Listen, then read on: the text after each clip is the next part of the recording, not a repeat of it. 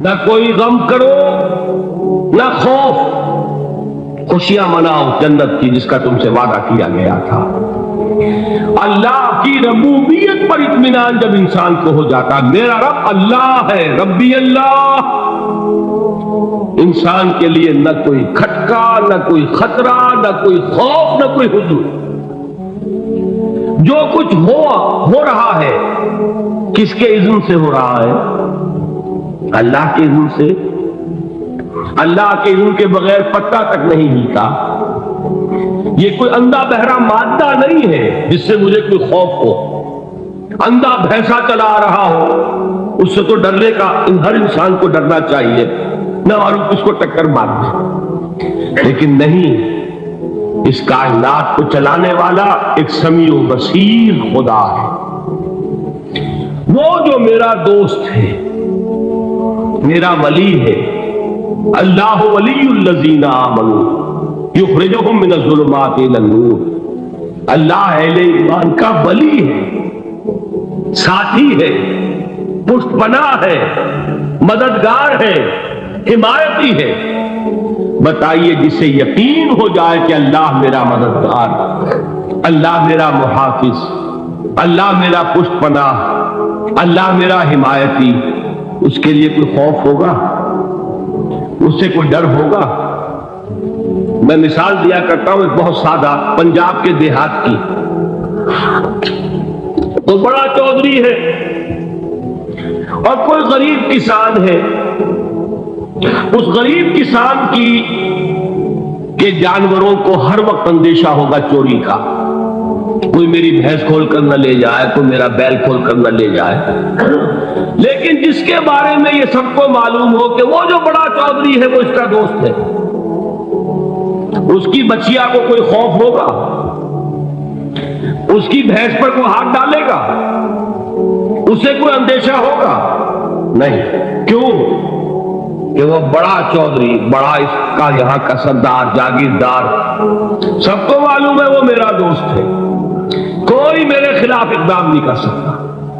اس دنیا میں یہ چھوٹی سی بات اگر آپ کے دلی اطمینان اور سکون کا باعث بن سکتی ہے تو ذرا تصور کیجئے۔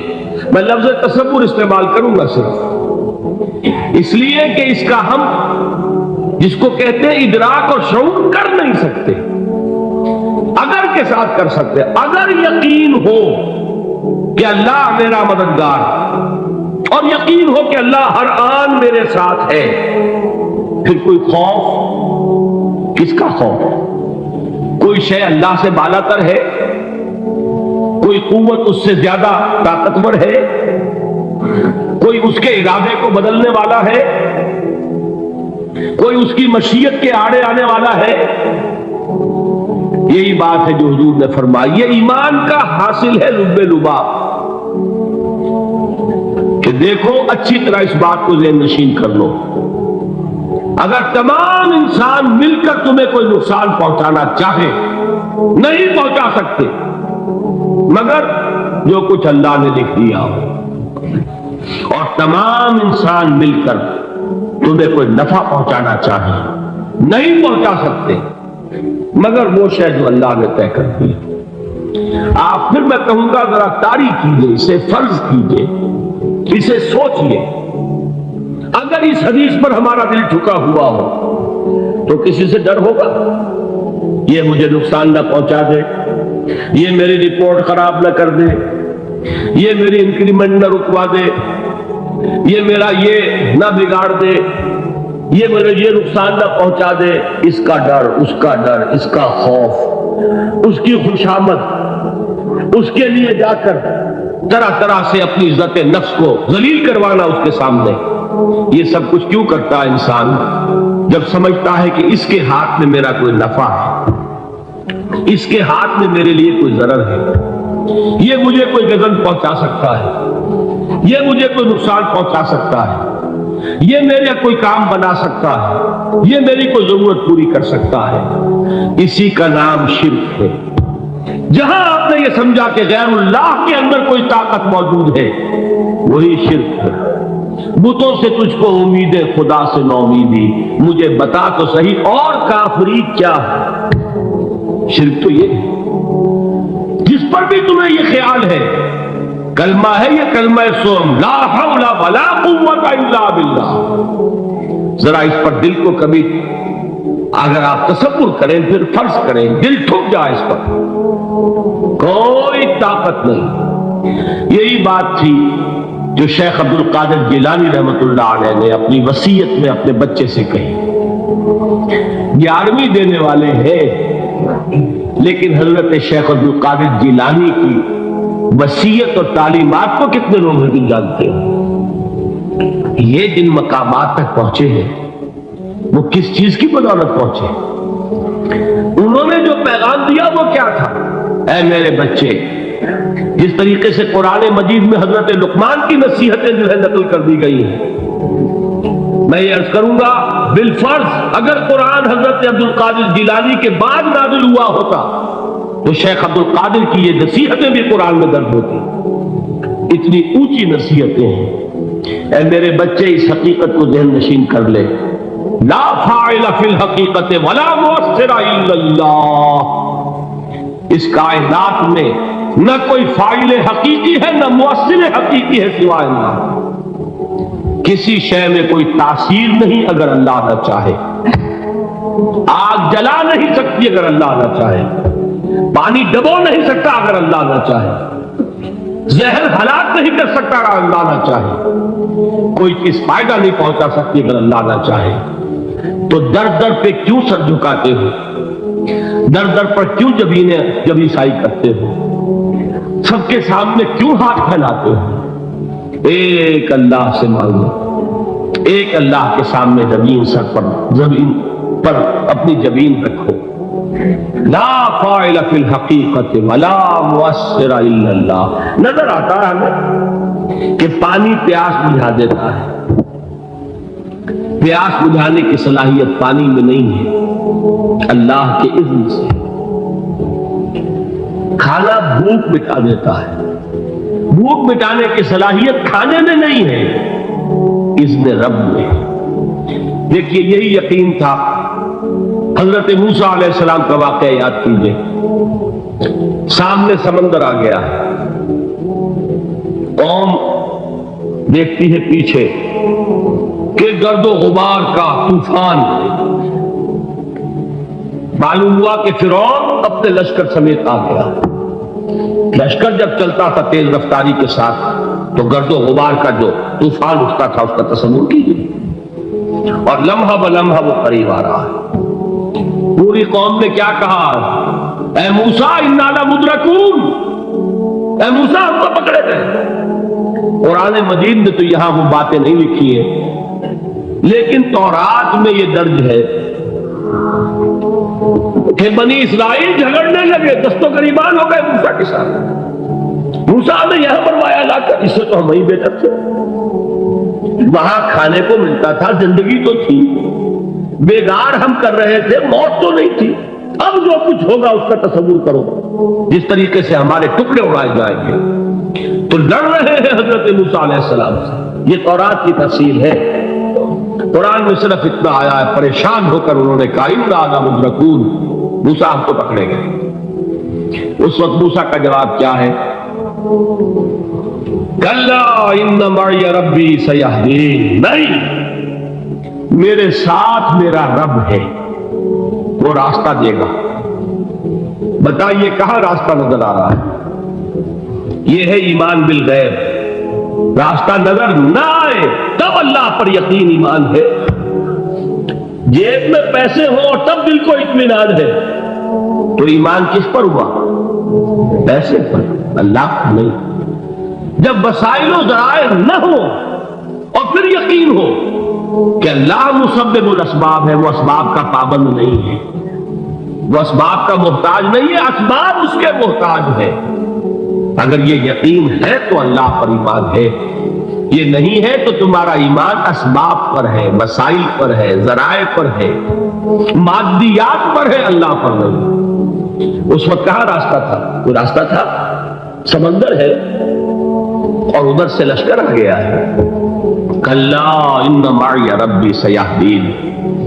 اب دیکھیے ایمان کہہ دینا آسان ہے، ہوا معکم اینما کنتم، جہاں کہیں بھی تم ہوتے ہو اللہ تمہارے ساتھ ہوتا ہے، لیکن اس کا یقین قائم ہو جائے تو زمین و آسمان کا فرق واقع ہو جائے۔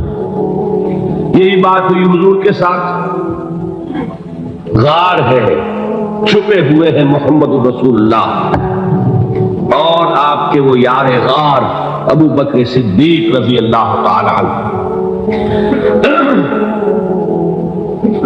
اقبال نے حضرت ابو بکر کی شان میں چند اشعار کہے صرف، لیکن واقعہ یہ ہے کہ بھاری بھاری نظموں پر اور قصیدوں پر بھاری، طویل ترین نظمیں اور قصیدے ہوں ان پر بھاری ہے۔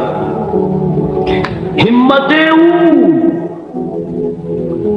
ابو بکر کی ہمت جو ہے، کشت ملت را جو اب، جیسے بارش سے کھیتی اپجتی ہے، ابو بکر کی ہمت اور عزیمت اس امت کو اسی طرح سینچنے والی ہے۔ ثانیے اسلام و غار و بدر و قبر،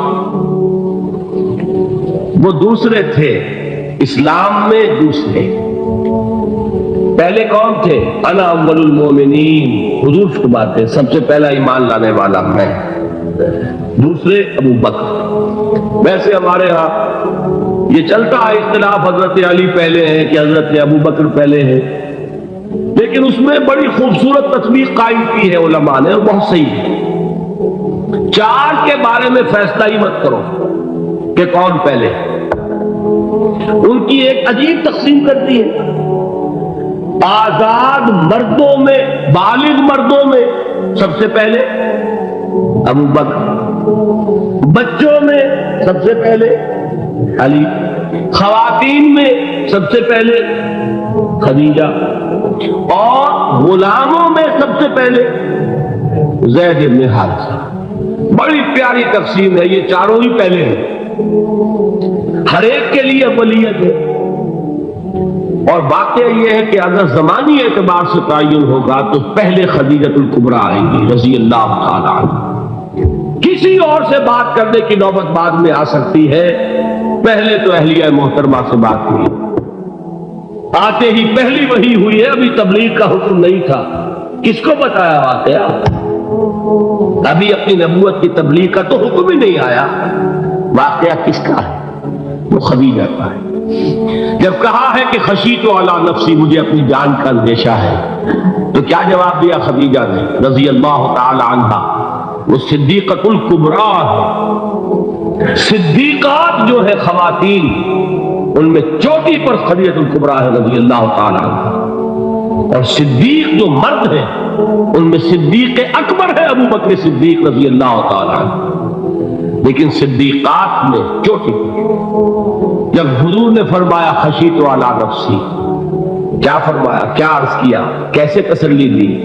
نہیں نہیں، اللہ آپ کو ضائع نہیں کرے گا، آپ غریبوں کے ہمدرد ہیں، آپ مساکین کے تکالیف رفع کرنے والے ہیں، آپ بیواؤں کی سرپرستی کرتے ہیں، آپ مسافروں کی خدمت کرتے ہیں، اللہ آپ کو ضائع نہیں کرے گا۔ یہ یقین ہے اس خاتون کے اندر۔ خیر وہ ایک علیحدہ بات ہو جائے گی۔ میرے دل پر حضرت خدیجہ رضی اللہ تعالی عنہ کی شخصیت کا بڑا گہرا نقش، جو وہ کوئی اور یہ وقت اور موقع ہوا تو بیان ہوگا۔ بہرحال اقبال نے ایک مصرے میں جو چار اولیتیں جمع کر دی ہیں، ہمتیں کشت امت را چو ابر، ثانی اسلام و غار و بدر و قبر۔ اسلام میں حضور کے بعد پہلے کون؟ ابو بکر۔ غار میں حضور کے ساتھ کون؟ بکر۔ بدر کی رات اللہ کا رسول سربت سجود، وہ گھاس پھوس کی جو جھوپڑی بنائی گئی تھی، اور وہاں تلوار ننگی لے کر پہرا دینے والا کون؟ ابو بکر۔ اور اس حجرہ عائشہ میں محمد کے بعد سب سے پہلے دفن ہونے والا کون؟ ابو بکر رضی اللہ تعالی عنہ صلی اللہ علیہ وسلم۔ وہ جو معاملہ میں سنا رہا تھا غار ثور کا، حضرت ابو بکر بھی حضور کے خیال سے لرز گئے ہیں. آپ کو یاد ہوگا کہ جا کر پہلے تمام جتنے سوراخ تھے انہیں بند کیا. ایک سوراخ رہ گیا تھا جس کو بند کرنے کے لیے کوئی کپڑا نہیں تھا. وہاں اپنی ایڑی رکھی ہے. تب کہا ہے حضور سے تشریف لائیے، اور اپنے زانوں پر حضور کو لٹایا ہے، اور وہاں کسی موذی جانور نے کاٹا ہے. حضور کی آنکھ لگ گئی تھی. اس وقت اس بل کے اندر جو بھی بچھو ہے کیا ہے واللہ عالم، اس نے کاٹا ہے. اس کی تکلیف کی وجہ سے ابو بکر کی آنکھوں سے آنسو ٹپک گئے. حضور کے چہرے مبارک پر پڑے ہیں تو حضور جاگے ہیں، معاملہ کیا ہے؟ ایڑی نہیں ہٹائی وہاں سے، مبادا وہ جانور وہاں سے نکل کر محمد الرسول اللہ کو کوئی گدن پہنچا دے. ابو بکر کی ایڑی ہے، جس طرح چاہے کھا لے، ختم کر دے، جان نکل جائے تب کوئی آنچ آئے محمد پر تو آئے، لیکن جیتے جی نہیں. وہ ہے ابو بکر حضور کے خیال سے. اس وقت حضور نے پھر اپنا لعاب دہن لگایا ہے، اور اس سے پھر آپ کی تکلیف ختم ہوئی. جیسے خیبر میں حضرت علی کی آنکھ دکھ رہی تھی، اس کو جو شفا حاصل ہوئی وہ بھی حضور کے لعاب دہن سے ہوئی. تو بہرحال اس وقت انہوں نے کہا ہے کہ اے نبی یا رسول اللہ، اگر اس وقت ان میں سے کسی نے غیر ارادی طور پر بھی اپنے قدموں کی طرف جھانک لیا تو پکڑے جائے. کیا جواب تھا اللہ کے رسول کا؟ لا تحزن ان اللہ معنا. اللہ ہمارے ساتھ تھے، کیوں گھبراتے ہو ابو بکر؟ یہ ہے ایمان باللہ، میرا مالک اللہ، میرا رازق اللہ، میرا محافظ اللہ، میرا مددگار اللہ، میرا پشت پناہ اللہ، میرا دوست اللہ.